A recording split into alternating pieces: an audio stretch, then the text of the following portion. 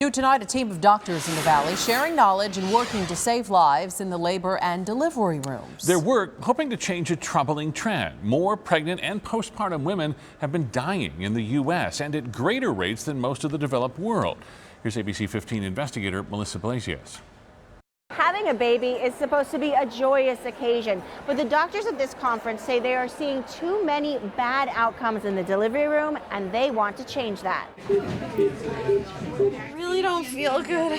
Medical workers from around the world come to the Valley each fall. I'm here to learn. She has heart sounds, lung sounds, bowel sounds. Your wife's got a condition where pregnancy is a major part in causing it. This is the only training of its kind solely concentrating on worst-case scenarios for pregnant women and their babies. A patient who comes in and she has severe high blood pressure, so the kind of thing that can lead to stroke in pregnancy. Call the OR, we need to do a stat C-section. We may have to do a C-section here in the room. The training is fast-paced and very realistic. No one dies, but we create enough stress for them so that they learn to react kind of in almost a knee-jerk, predictable response. Dr. Mike Foley from the University of Arizona Medical Center puts this obstetrics conference together.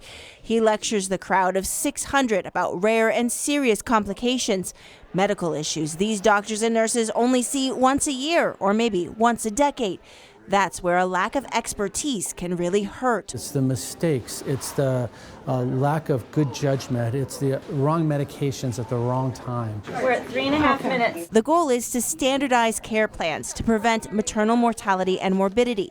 That's death or near death of pregnant or postpartum women. We have to practice, and if you don't do it that often, then practicing becomes way more important. They're concentrating on 3 big killers: hypertension from eclampsia or heart issues, hemorrhage, which is heavy bleeding, and sepsis, which is a life-threatening immune system response to an infection. Unfortunately, I've seen all of them, but it doesn't mean that I'm comfortable with them because they don't occur frequently. And you have to learn how to work well and how to calm yourself down and try to save the life in front of you. Foley and his team are teaching for 2 audiences. First, the big city well-equipped maternity wards.